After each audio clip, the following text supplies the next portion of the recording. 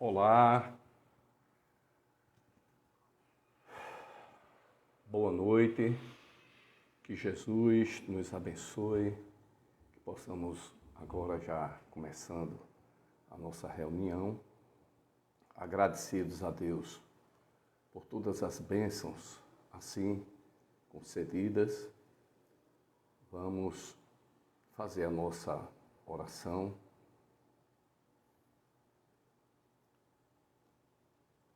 Senhor Jesus, nos abençoe,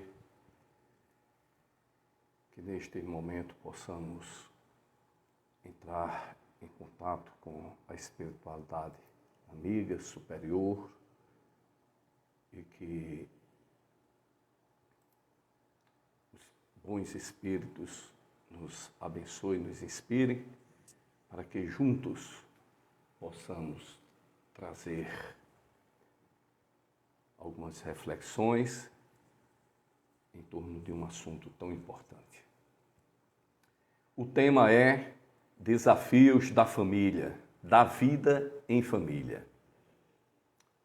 Para edificar-se uma casa, precisamos de material, pedras, precisamos fazer um alicerce, precisamos construir com uma base sólida. Vamos usar o cimento, a brita, como dissemos, a pedra, os tijolos e também a inteligência. Os recursos humanos necessários para, no esforço de cada um, ser erigida com estrutura, com base sólida, uma casa. Para se edificar um lar, então, é preciso muito mais trabalhar-se as pessoas. E vamos precisar de uma base sólida também. Na construção de uma família, nós vamos encontrar desafios e soluções. Teremos problemas na vida, naturalmente, são inevitáveis.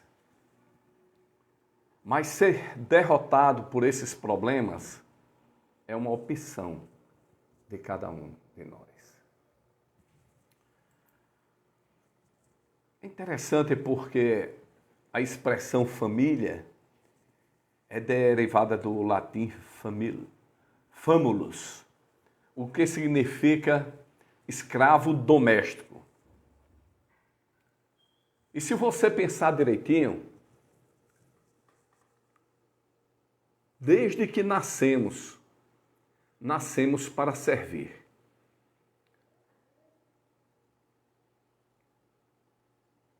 Precisamos do apoio, mas ao mesmo tempo servimos as pessoas desde tenra idade, oportunizando o trabalho de autoeducação e de aprimoramento. O exercício de se cuidar do outro. Naturalmente, este termo antigo, família, ele também vem nos trazendo algumas reflexões em torno de sistemas e subsistemas. Nós vamos fazer uma abordagem muito focada aos cônjuges, porque o cônjuge, ele é a base da família. Numa casa onde o homem, ele tem responsabilidade com os seus deveres, sabe bem qual o seu papel de homem, e a mulher, ela utiliza com sabedoria e equilíbrio a sua sensibilidade. Há uma harmonia conjugal nas funções diferentes que cabem a cada pessoa, a cada casal. E aí, a prole e todas as pessoas que se chegam nesse momento fortalecem os laços de família. Então, existem um subsistema na família, que é o conjugal. Existe o parental, que é a relação pais e filhos. E existe o filial, que está entre os irmãos. Cada relação ela é muito bem definida. O pai e a mãe, ele precisa ter a compreensão de que ele é pai e mãe, não é um simples amigo. Não pode querer se comportar como um irmão. Por vezes, em desequilíbrios das relações estruturais, que vêm muitas vezes de vivências remotas, esses papéis se invertem, mas geram problemas.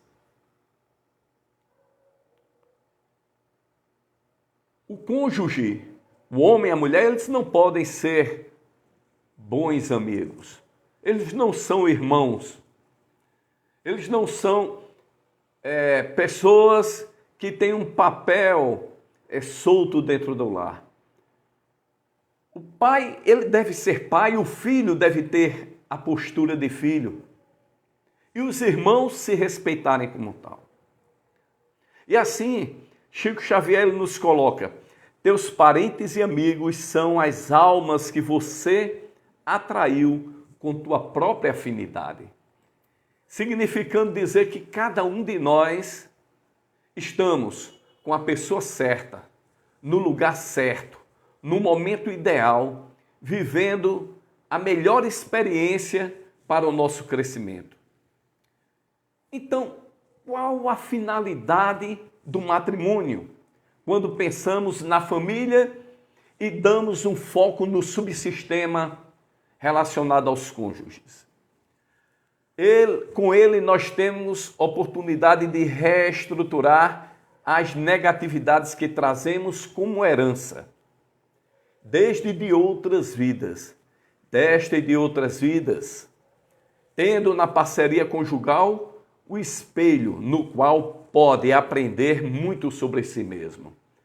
A orientação do livro A Arte do Casamento, de Alberto Almeida, nos traz este encaminhamento para que nós possamos, a partir daí, desenvolver o nosso pensamento. Sheila, o Espírito Sheila já nos diz: organizemos o nosso agrupamento doméstico do Evangelho.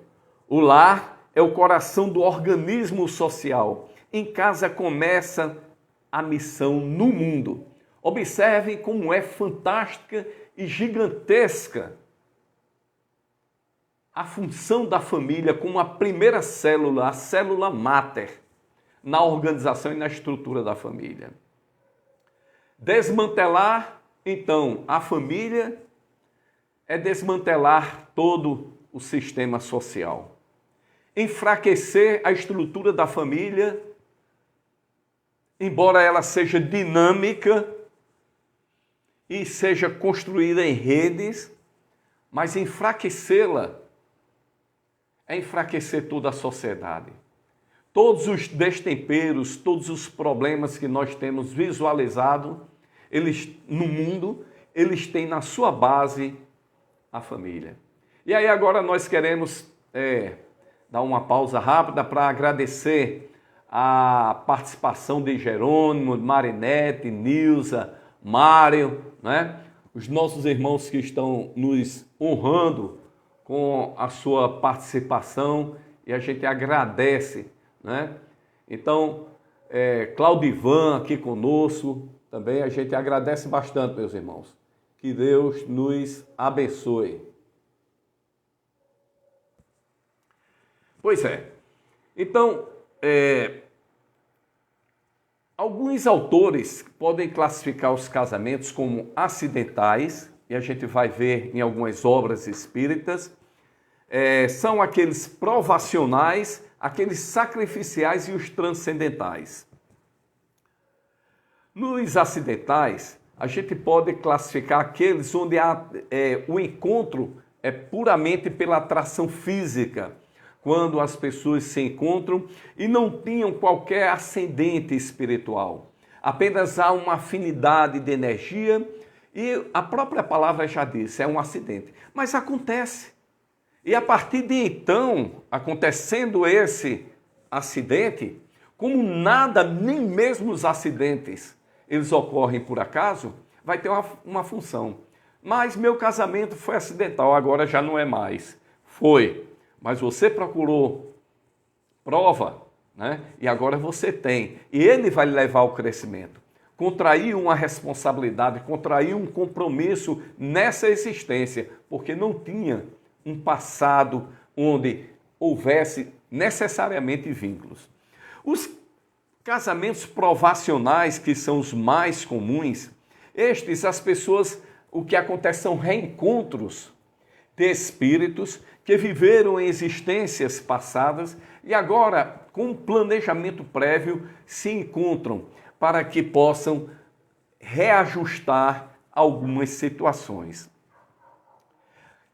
Claro, obviamente, que tanto no acidental como no provacional, e as pessoas, na maioria das relações, elas se encontram por situações aparentemente superficiais, mas que elas estão juntas agora, então, no caso dos provacionais, para poder superar algumas dificuldades, alguns traumas, algumas frustrações, reajustar algumas situações.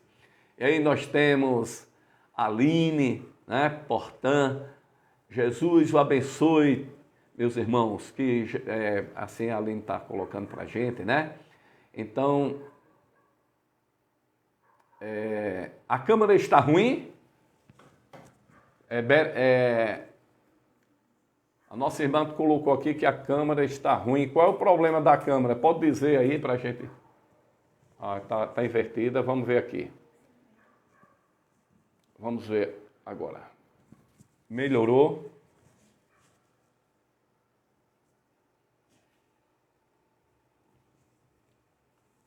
Por favor, se vocês puderem me orientar, e eu agradeço, viu? Qualquer orientação nesse sentido. E aí nós temos os... Agora sim, opa, graças a Deus, né? Então olha só como é importante. Agora está ótimo, valeu Claudivan, obrigado. Tá bom. A minha esposa Evani aí dando a contribuição também, ajudando. E aí, bom, não só os casamentos são acidentais, situações acidentais acontecem na nossa vida. E mais corrigido, né? Agora sim, Jerônimo. Valeu, Jerônimo. Obrigado, Mário. Obrigado. Vamos lá, vamos embora. Os casamentos acidentais, os casamentos provacionais, mas temos também aqueles casamentos sacrificiais, onde almas se encontram, almas iluminadas, encontram-se com almas inferiorizadas em situações, muitas vezes, de prova, de sofrimento, espíritos infantilizados, mas que têm um compromisso e têm um vínculo com aqueles espíritos que conseguiram progredir e caminhar na evolução. Obrigado, Claudivan. Deus nos abençoe, meu irmão. Lenice, tá ok, tá jóia. Então aí a gente agora vai continuando aí nessa construção desse pensamento. Nos sacrificiais a gente vai ver espíritos, às vezes passando por situações que o mundo não compreende. Às vezes um processo de traição, processo de mentira, às vezes de violência. E ainda assim, esse espírito numa situação evolutiva diferenciada, ele dá exemplos de amor, de humildade e vai resignadamente fazendo o que o mundo não compreende, mas trabalhando no processo educativo daquele espírito que reencarnou e que está engateando no processo evolutivo da vida e que encontra o apoio e a orientação do nosso irmão. Existem aqueles casamentos, aquelas relações mais transcendentais, que são quase que incomuns, né? E aí, George Hessen, ele é que nos coloca, são encontros de almas que se buscam para realizações imortais. E aí a gente vai ter um exemplo disso, né? Hipólito Léon Denis Arlivail, junto com Amélie Baudet, né, que aí nos dão um exemplo de casamento transcendental, né? A própria Maria, mãe de Jesus, juntamente com José, são espíritos de alta envergadura que vêm com a missão maior para poder transmitir à prole, à família, um exemplo maior para a sociedade. Mas, como nós temos casamentos, relações acidentais, provacionais, sacrificiais e transcendentais, e o mais comum são as provacionais, a gente vai ver conflitos. Pessoas que começam o casamento cheias de expectativas, cheias apaixonadas, e de repente, com o passar do tempo, o convívio do dia a dia, surgem os problemas. Qual a causa mais comum no número de separação matrimonial? As pessoas começam naquele amor, olhando uma nos olhos da outra, buscando a compreensão, falar baixinho, serem educadas, e de repente a relação vai esfriando. Provavelmente no começo da relação, no namoro, uma olhava nos olhos da outra, mas até que ponto ambas olhavam no mesmo objetivo, na mesma direção? Até que ponto se foi investigado entre os dois se na verdade elas tinham objetivos em comuns? Estavam provavelmente sendo levadas apenas para a solução dos seus problemas pessoais. Então alguém casa para ser feliz. E normalmente aí está o primeiro erro. Porque quando você sente no seu coração o desejo de casar-se, juntar-se a outra pessoa para fazê-la feliz, e se a outra pessoa assim também agir, vocês poderão ter uma relação, nós poderemos ter uma relação sempre saudável. Naturalmente com problemas que possam surgir. Mas, quando a gente casa, quando eu me caso, quando você se casa, pensando em ser feliz num mundo de provas e expiações, onde provavelmente a gente tem uma relação que vai nos desafiar à autoeducação, ao autoaprimoramento, os interesses individuais começam a surgir e aí a gente vai ver as pessoas convivendo no dia a dia, se relacionando e fazendo coisas diferentes. Talvez a causa mais comum de um conflito na relação e que pode gerar separação esteja exatamente aí, quando cada um começa a tomar direcionamentos diferentes, decisões diferentes, começa a agir pensando apenas no interesse pessoal. Não são apenas o que faz mais elas estarem juntas fisicamente, mas os interesses que vão preponderar, no caso, o interesse de realizar-se como pessoa, esquecendo o seu companheiro ou a sua companheira. Então, acontece de chegar ao ponto de haver uma separação. Mas quando os compromissos permanecem, quando as pessoas têm um planejamento para estar junto e ainda assim por interesses egocêntricos de cada um se separam, é quando surgem os grandes problemas. Antes disso, vão construindo paredes que impedem essa interação conjugal. E começam de coisas simples. Eles começam a não dormir na mesma cama, já não sonham os mesmos sonhos, não compartilham as mesmas ideias, já começam a privilegiar o seu interesse próprio, a sua independência, mesmo em prejuízo do outro, que procede também da mesma forma. Então, mulheres e homens muito independentes, que falam do seu marido, ou falam da sua mulher ao companheiro, a uma colega de trabalho, é um sinal de que há uma grande possibilidade de uma falência na interação, na relação conjugal, que pode levar à separação. Essa independência, a mulher que confunde o feminismo com o sexismo e começa a ver no homem um inimigo e começa a criar uma verdadeira guerra dos sexos. A competitividade não é incomum entre as pessoas. Então, este está talvez aí o maior desafio, porque na verdade, o grande desafio nas relações humanas é o comunicar-se. Então eu sou um emissor e sou um receptor. E eu tenho uma ideia, eu tenho uma mensagem, eu tenho algo a comunicar à minha companheira e ela a mim. Eu sou emissor, mas eu também sou receptor.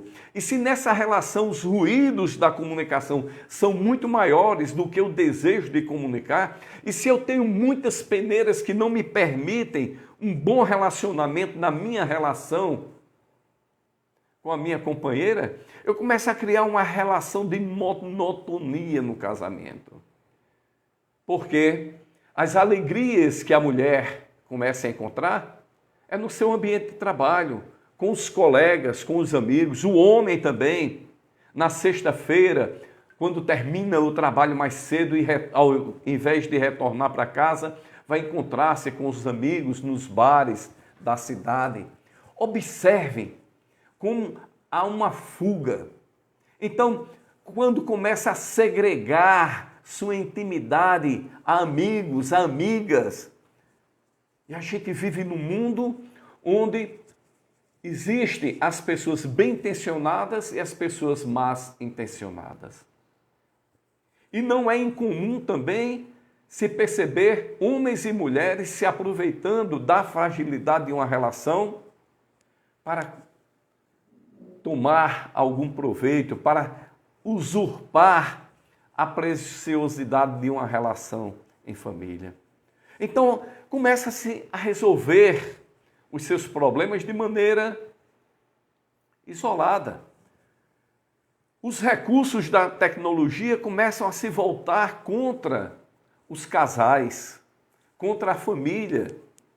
Então, não é incomum também se ver o homem e a mulher sentados na cama, cada um com o celular na mão, tendo contatos e comunicação diferente e um sem permitir que o outro veja o seu celular, com senhas, né? Então, a relação de uma paixão ardente e amorosa vai caindo na monotonia.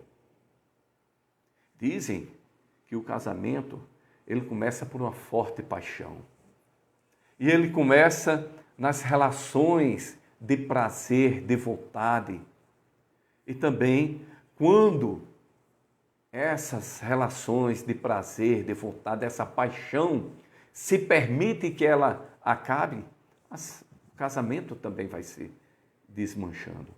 Porque é um cônjuge, é um grupo, é uma dupla que eles dois formam e que devem ter interesses em comum.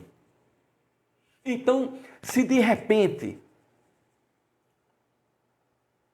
o homem e a mulher permite que essa relação ela deixe de ser uma relação apaixonada de um homem e de uma mulher dentro de casa para ser uma relação de irmãos, onde vão fazer tudo socialmente, mas deixaram de ter suas intimidades, deixaram de ter o prazer de pegar na mão do outro, de acariciar. A mulher deixou de ter o prazer de se arrumar, de se tornar mais bela. O homem deixou o prazer de tomar um banho mais detalhado, se perfumar, se pentear, se tornar mais bonito para a mulher. A mulher perdeu o prazer de se tornar mais bonita para o homem, de conquistar, de seduzir. E são pequenas coisas que às vezes começam até se constranger em ser mulher, em ser o homem de sua mulher. em ser criativo, em ser potente, forte, amável, romântico. Assumir o papel de homem que ele deve assumir na sua casa. A função de homem que ele deve ser, aquele que protege, aquele que cobre as dificuldades. A mulher ela é mais frágil fisicamente, ela espera ser protegida pelo homem. Aí o homem diz, não, ela é muito forte, ela não depende de mim, ela é independente.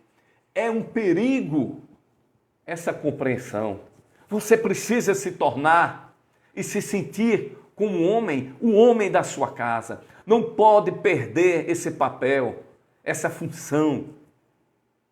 Não pode deixar de ser o conquistador, o caçador em determinado momento. Porque se você não caça sua mulher em casa,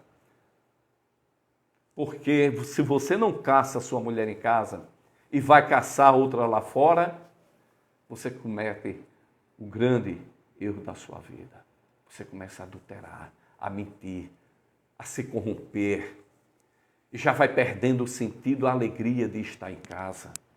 Por uma decisão boba. Por permitir-se que influências de outros pensamentos, de outras ideias, de seres corpóreos e incorpóreos, tomem conta do seu pensar, do seu agir. Então existem muitos fatores. A mulher também. A mulher começa a se tornar fria, já não se arruma, não se perfuma, esquece de escovar os dentes, de escovar o cabelo, de se depilar. São coisas pequenas, coisas talvez triviais, banais, talvez coisas tão básicas que não precisássemos dizer. Mas o fato de não precisar dizer está deixando de ser dito e as pessoas parecem que têm esquecido. E eis que precisa que de repente a gente venha dizer. No momento de pandemia, onde as pessoas estão entrando em depressão por estar em casa. Eu amo, confesso para vocês, e ainda bem que Evani está presente aí na live, né? Eu amo estar em casa, e Evani também, porque a gente brinca junto, porque a gente namora juntos, porque a gente está juntos, a gente arruma a casa junto, a gente conversa, nós temos os nossos segredos, nós temos os nossos objetivos, mas eu sou o homem, ela é a mulher. É assim que todos nós devemos nos colocar. E é assim que a gente deve proceder. Não abandonar esse papel. E evitar palavras que pesem, palavras de pessimismo, palavras grosseiras. Não podemos perder o romantismo. Porque se você não é romântica com seu esposo em casa, pode aparecer alguém que queira ser romântico.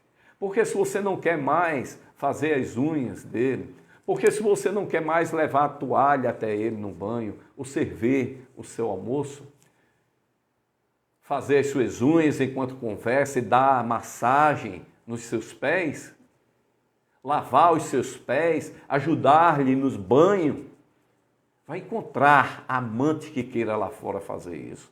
E a mesma coisa ocorre para o homem. Então ninguém está isento de que lobos queiram invadir o seu rebento. E você precisa ter uma casa alicerçada, protegida, onde Jesus Cristo, ele seja o grande protetor, onde você tenha como bússola, como modelo guia Jesus, mas sem pieguismo religioso, sem hipocrisia, sem demagogia. Porque é muito comum também homens e mulheres estarem nas instituições religiosas, falando do amor do Cristo, sorrindo, abraçando, acolhendo as pessoas, e em casa sendo um cavalo batizado, sendo um carrasco, gritando com a sua mulher, querendo ser servido, mas esquecendo de servir. Porque se há momento em que você gosta que ela lhe sirva o almoço, o jantar e lhe leve a toalha, você também precisa, como homem, fazer isso. Precisa ser delicado, sim, sem que perca a sua masculinidade. precisa ser gentil, precisa ser amigo, precisa ser companheiro, acompanhá-la no médico, acompanhá-la junto às atividades que ela gosta de fazer. E como é legal, como é prazeroso. Você fazendo isso, eu fazendo isso, não estamos perdendo tempo, não. Não estamos dando tempo, o nosso tempo a uma outra pessoa. Estamos vivendo juntos, construindo juntos. O caminho é esse. Então, algumas situações podem realmente, de fato, criar um clima de perturbação, criar possibilidades para que falhas comecem nas relações maiores e para que abra-se caminho para que situações muito mais complicadas possam acontecer. Quando se começa a maltratar verbalmente, para chegar aos maus tratos físicos é um passo muito curto. O homem que maltrata a mulher com palavras está muito perto de maltratá-la fisicamente. E a mulher também. A mulher que faz isso. Porque ela perdeu o respeito, perdeu a vontade de conquistar, de seduzir. E quando desqualifica o outro, atinge a sua autoestima. E suscita aí obsessões sutis que depois se tornam mais severas e que podem levar a situações de empurrar ele ou ela para vinculações afetivas descabidas. A carência afetiva que pode haver no homem ou na mulher pela ausência do homem ou da mulher, do cônjuge, pode lhe levar a uma falha emocional, porque somos pessoas cheias de falha. E aí Jerônimo diz, melhor lugar do mundo é o nosso lar, junto com a família. No nosso caso, Luziana e eu, Jerônimo fala isso, é meu amigo aqui do grupo Sol de Amor, ele toca o violão 7 cordas, e ele é um exemplo de pai, de avô, de marido, a gente vê isso, né? Ele diz assim, já temos nossos 3 filhos casados. Final de semana, a alegria são eles, filhos, genros, noras, netos, realmente. Interessante que a gente olha para a Luziana, ela parece a namoradinha, aquele olhar de mulher que sabe que é protegida. E ele é aquele garanhão, aquele homem forte, aquele homem que está ali, que ela sabe que está tomando conta da casa, que tem palavras junto com ela. Interessante que isso não tem nada a ver com machismo. Isso não tem nada a ver com um pensamento obsoleto, um pensamento de imposição, de autoridade, não. Porque Jerônimo, que eu falei, esse garanhão, é um homem também doce, cordial, fala baixinho no ouvido da mulher, pede licença, pede por favor. Eu digo isso porque eu vejo isso com propriedade e acompanho. E ele está fazendo a fala dele aí, me dá a oportunidade, eu sei que ele não está constrangido em dizer isso, porque serve como exemplo. Então, a gente precisa ter muito cuidado, porque essas situações de injustiça para com o homem ou para com a mulher, né, pode levar a uma situação em que ele ou ela queira a desforra, onde o sentimento de competitividade, onde o mau sentimento, ele comece a fluir. E quando começa-se a haver repetidas desconfianças, esmagando o sentimento, desconectando da afeição conjugal, porque um homem, ele deve proteger e amar a sua mulher como Jesus amou e ama a humanidade.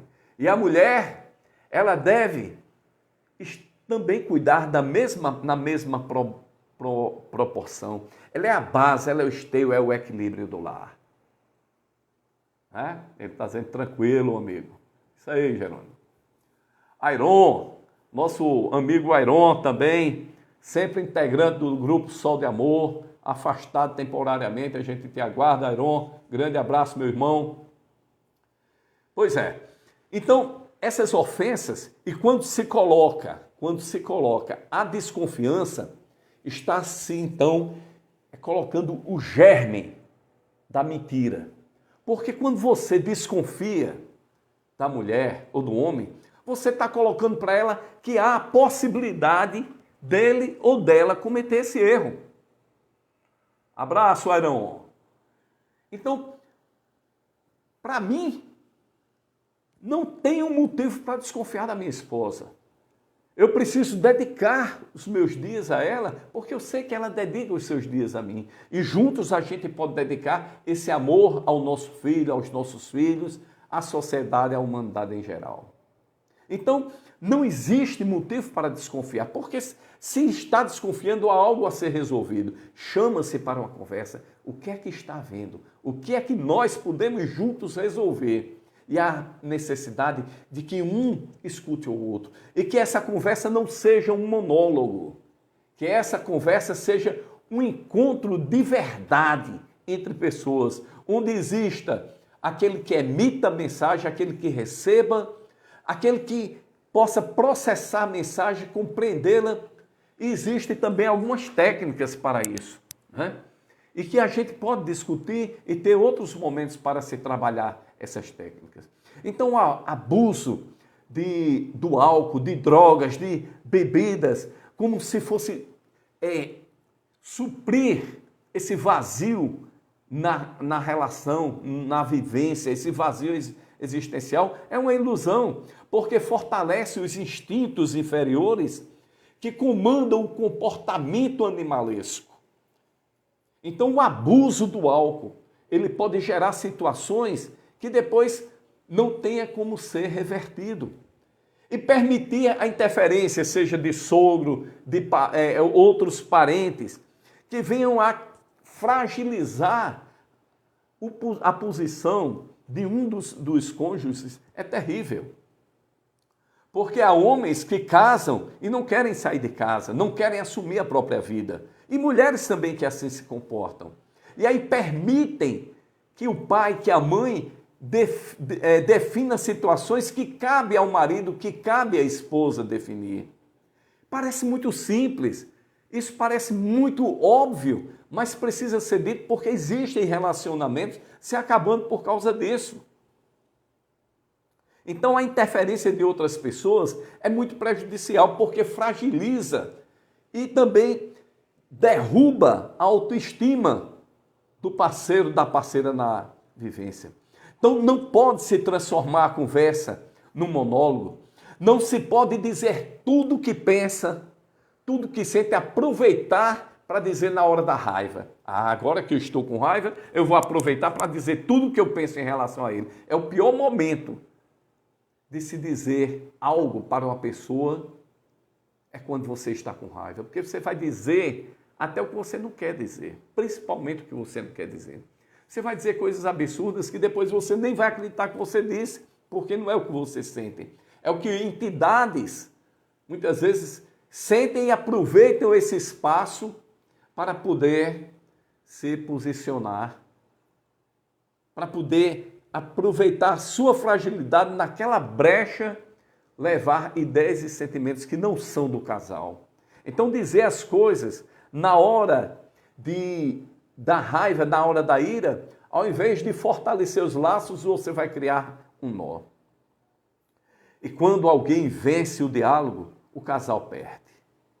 Porque quando você sai da postura do diálogo para resolver uma situação, mas você pensa no propósito, na ideia de vencer, você vai usar todos os argumentos. Você vai transformar a língua numa esgrima, numa espada, e quanto mais afiada, melhor.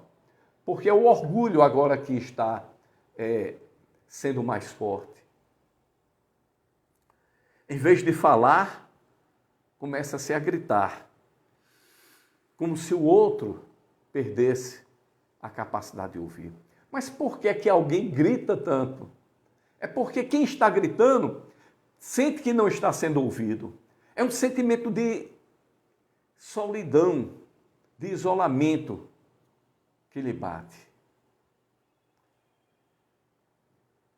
E aí a conversa passa a não ter meio, não passa a não ter começo, meio e fim.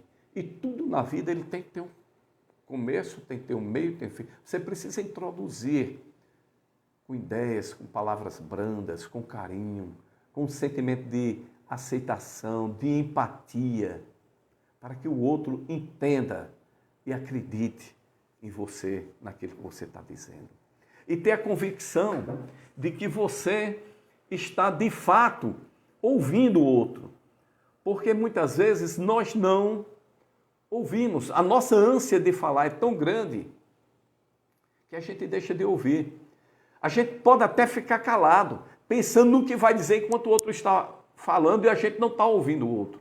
Por isso que é importante numa técnica, que é voltar à fita.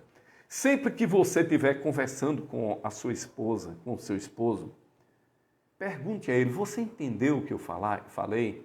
Ele vai dizer que sim, mesmo que ele não tenha entendido.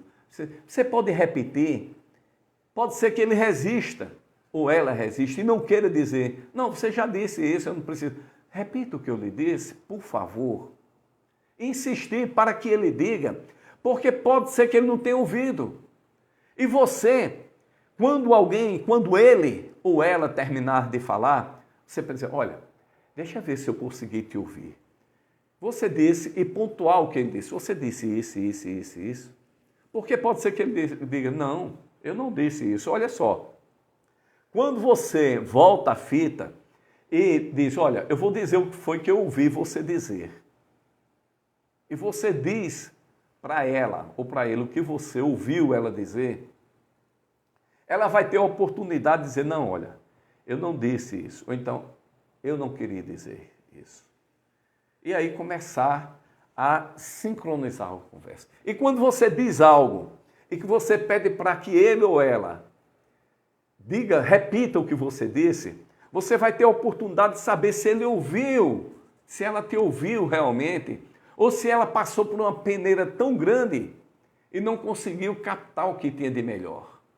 Então, o melhor lugar do mundo, né, Jerônimo? É a nossa casa, que é a nossa oficina de trabalho. É o laboratório onde a gente pode desenvolver a capacidade de ouvir e de falar para o outro. O que Carl Rogers disse, que o maior desafio do ser humano é falar para o outro e ouvir o outro. Porque falta congruência, coerência, empatia. Falta a vontade, muitas vezes, de ouvir, a gente fica querendo, né? Vencer uma conversa. E é o pior caminho. Então, um grave problema é quando nós colocamos também os filhos nessa briga terrível, que poderia ser um diálogo. Porque o filho fica como sendo um carteiro de cartas abertas, levando o recado para um para outro. E o filho é o que mais sofre, a filha é o que mais sofre, a criança. Aqueles que devem ter a nossa proteção, aqueles que estão se espelhando, que têm em nós o exemplo, eles passam a ser as pessoas que vão mais sofrer nessa relação. O cuidado, portanto. Na hora que eu falei nos filhos, os coraçõezinhos subiram, porque a família, ela não se restringe ao casal. O casal precisa ser essa base, essa raiz para o lar, que é muito mais do que uma casa. E a gente tem que olhar, pensar nos filhos. O que é que eu estou levando para o meu filho? Qual o modelo que eu estou levando para o meu filho, para a minha filha? Qual o exemplo de vida que eu estou... Qual o tipo de pai, de mãe que ela vai ser a partir de uma mulher, de marido, que ele vai ser a partir do exemplo? Como é que está a cabecinha, como é que está o coração dessa criança no lar? E nós estamos tendo a oportunidade de conviver, de estar mais tempo em casa, nessa oficina bendita de reparação, de crescimento. Aproveitemos então, para que não façamos com o nosso filho um jogo de ping-pong, para que ele não seja um instrumento da nossa mesquinharia, uma ferramenta dos nossos desequilíbrios. Nossos filhos, eles são joias preciosas que Deus colocou em nossas mãos para serem burilados. Para que nós possamos educar os nossos filhos, é importante que nós eduquemos um ao outro, que estejamos abertos para aprender como eu tenho aprendido com a Evani, como o Evani tem aprendido junto comigo. Como nós temos vivido a oportunidade onde há uma complementariedade, onde a gente se equivoca, erra. Isso não quer dizer que uma vez eu nunca aumentei a minha voz, que eu não usei uma palavra inadequada.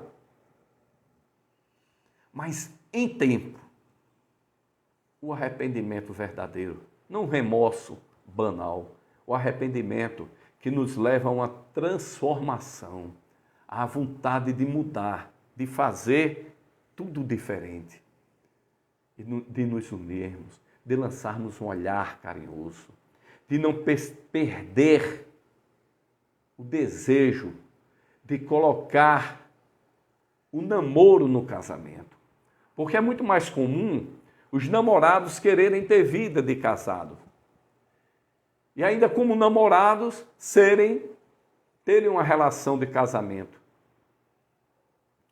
E aí, certa vez uma jovem perguntou a um orientador espiritual dela o que faria, porque o seu namorado estava instigando e querendo muito que os dois tivessem relação antes do casamento. E ele disse, olha, tenha cuidado, porque se ele já tiver o leite, ele não vai ter mais motivo de comprar uma vaquinha. Ou seja, se você se antecipa, não, isso é conservadorismo, agora está tudo moderno, a menina não precisa mais ser virgem, a jovem não precisa mais se preocupar com isso, porque agora está tudo, todo mundo compreende, todo mundo se perdoa. A questão não é essa. A questão é da sua autoestima, a questão é do respeito, a questão é de seguir essa etapa, é de ter um planejamento familiar.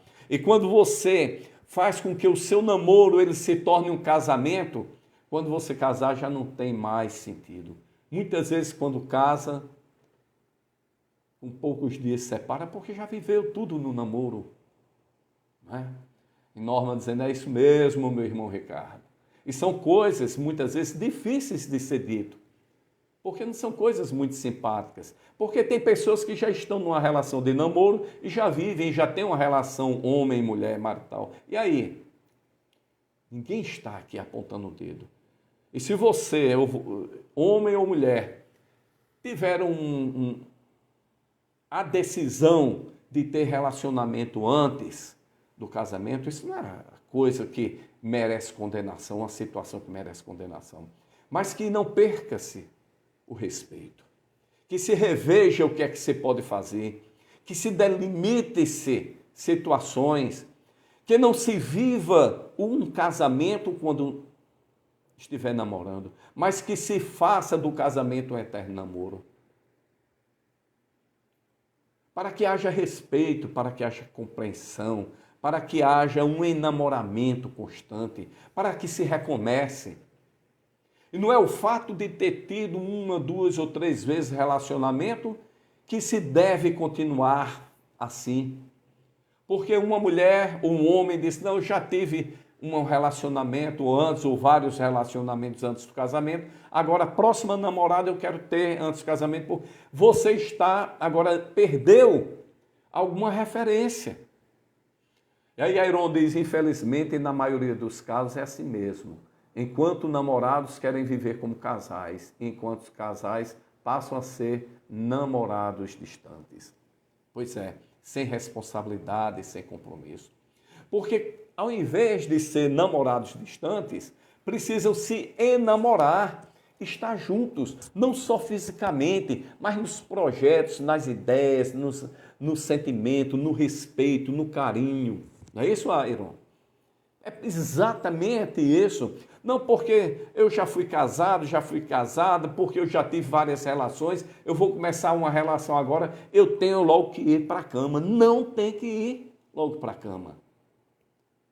Porque se ele ou se ela já tiver o leite, não tem mais para que comprar a vaquinha.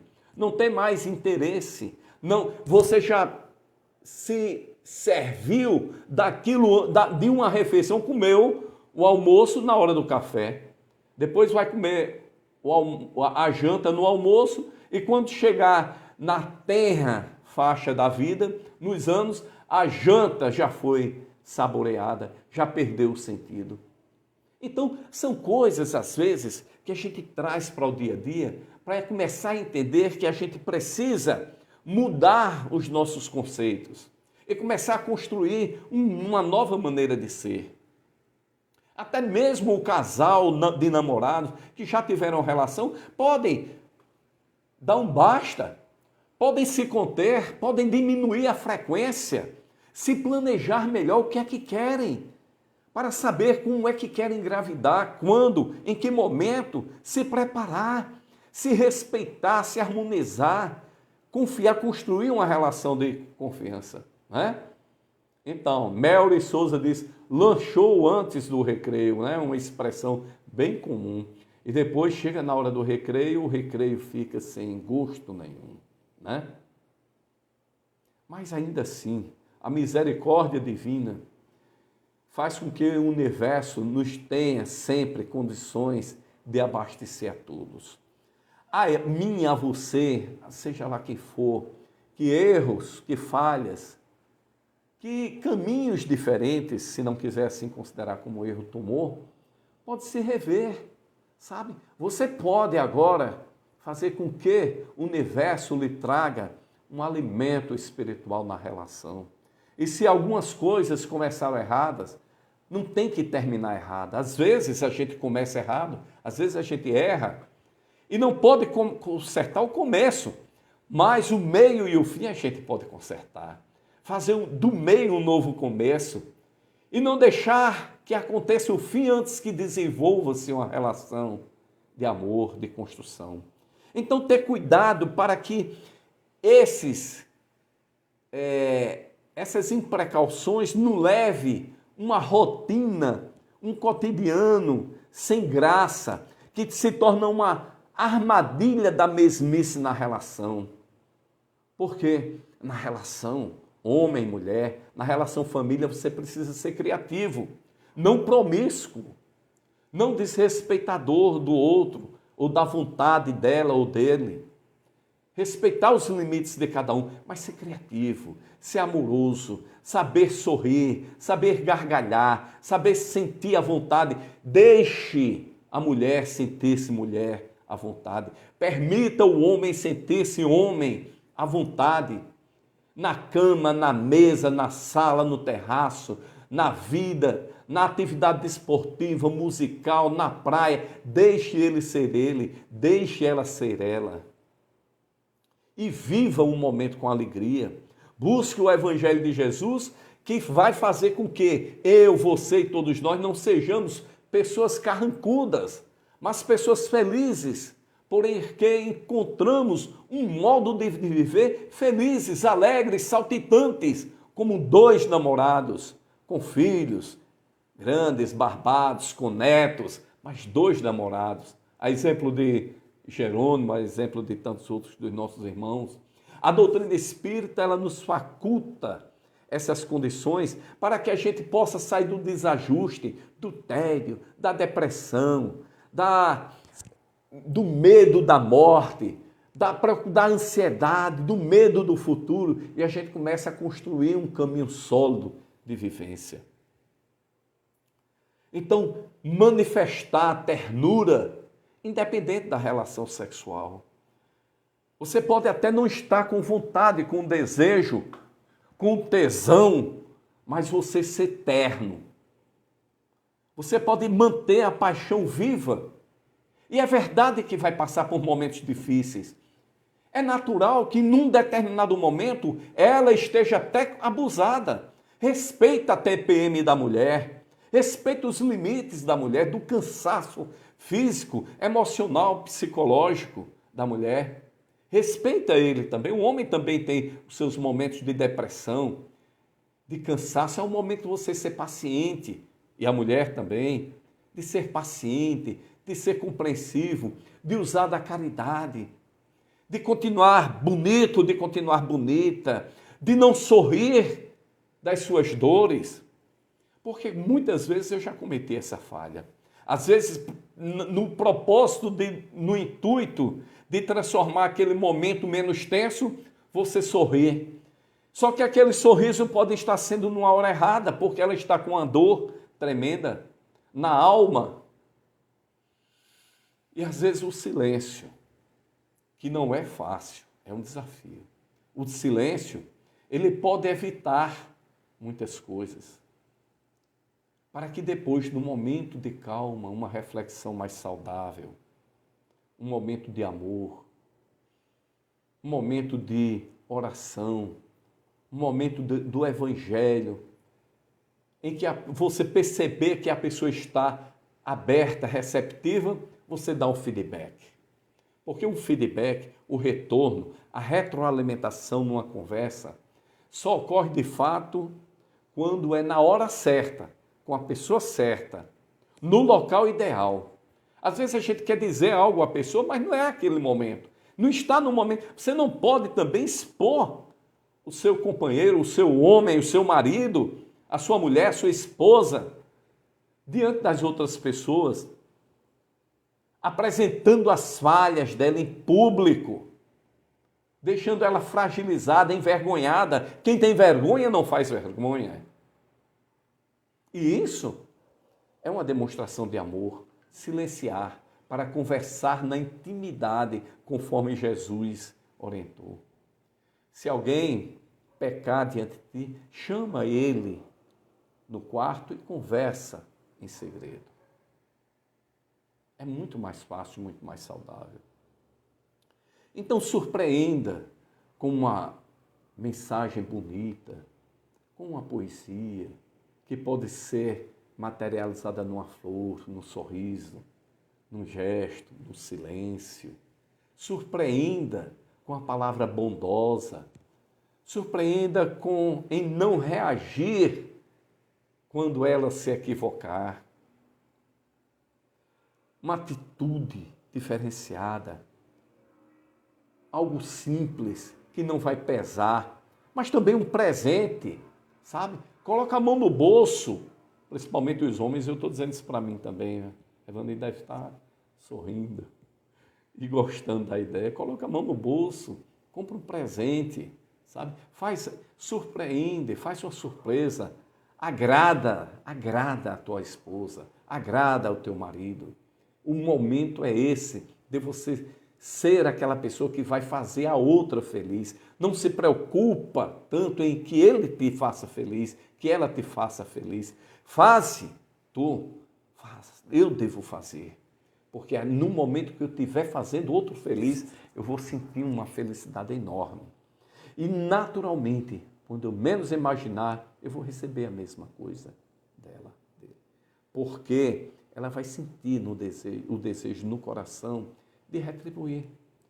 E isso não é só com a mulher, isso é com os filhos também, é com os pais, sabe? É com os irmãos, a base da família, a base da convivência. O que vai definir, então, um bom relacionamento é a arte da boa comunicação, é a arte amorosa de conviver com as diferenças. Vocês são um só na missão que cabe de educar a família, de estruturar a família, mas vocês têm as suas individualidades, nós temos a nossa individualidade, cada um é cada um. Ela tem o direito de discordar, ela tem o direito de não ter as mesmas vontades que você tem, os mesmos desejos, as mesmas aptidões, as mesmas habilidades. Respeita, incentiva, promove, convida, mostra a oportunidade, as possibilidades, mas não constranja, não obrigue, não pressione, não seja um ditador, não seja um carrasco na sua casa. Homens, não se aproveitem da força, do tom de voz mais forte, da capacidade de inibir, de assustar, para deprimir, para causar mal-estar. Homens, respeitem suas mulheres. Mais do que isso, amem, tratem elas como uma flor. E uma mulher, e para uma mulher, um homem, ele deve ser um homem, fortalecendo, como diz Mário, os laços de família, né? Que já são e são fortalecidos pela reencarnação, né? Porque seria rompido com a unicidade das existências, como Mário, inspirado no Evangelho segundo o Espiritismo, nos coloca. Então, as relações, elas são fortalecidas na reencarnação quando a gente sabe aproveitar bem. Quando a gente aproveita o aqui e o agora. Não utiliza os conflitos, as divergências para colocar a culpa na existência passada. O que é passado, passou. Usa como lição e aprendizado, mas vive o aqui e o agora. Porque nós não estamos juntos aqui por acaso. Quem aprende a ouvir com atenção, aprende a falar com proveito, diz Emmanuel. Ser humilde não é ser menos que alguém, é saber que não somos mais que ninguém, continua o nosso irmão. Olha só, um pouco de humildade, às vezes o orgulho, a vaidade, só nos arrasta para o sofrimento. O orgulho faz com que a gente se tranque no quarto, que a gente fique emburrado, feito crianças, magoado, faz com que a gente não dê aquele sorriso gostoso, transforme os pequenos aborrecimentos numa grande piada e deixe as bobagens passar, invista no que é perene, no que é verdadeiro, no que vale a pena, na graça, no humor, no prazer de estar ali, o prazer de recomeçar. Isso sim vale a pena. Então, como deve ser o casamento à luz da doutrina espírita? Para finalizarmos, diz assim a doutrina espírita: o matrimônio se alicerça num processo de união de alma para alma, exigindo do par um contrato de coração a coração e um hábito de caminhar no acasalamento. Para a doutrina espírita, o que efetivamente torna sagrado um matrimônio não é a intermediação de alguém a quem se atribui uma autoridade. Não é o padre, não é o pastor, não é uma autoridade, um líder religiosa, mas sim a qualidade divina da interação das almas que se entrelaçam em juras, em promessas de amor. É possível. A gente pode tornar o nosso mundo melhor, mais feliz.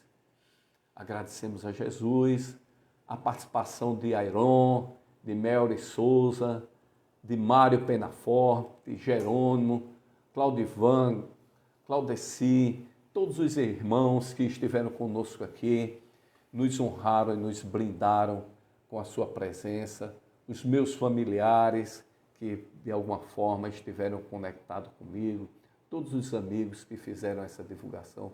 Meus irmãos, que Jesus abençoe vocês, que Jesus continue nos alegrando. E aí, Mário diz aí, independente do sexo, é viver em harmonia, né? Exatamente, é muito mais do que o sexo. O sexo é energia, e essa energia ela pode ser trabalhada de diversa forma. Deus abençoe, meus irmãos. Deus nos traga paz, amor e alegria, que possamos estar juntos nessa e em outros momentos de nossas vivências. Paz e luz, um beijo no coração de cada um de vocês. Gratidão. Jesus abençoe os nossos lares, nossa família, o nosso mundo. Que possamos aproveitar da melhor forma esse momento de convivência aqui em família. Paz e luz. Claudivan, meu irmão, Deus te abençoe, meu irmão. Muita paz, querido amigo. Estamos à disposição de todos vocês aí, viu? Airon, tchau. Fiquem com Deus. Tchau.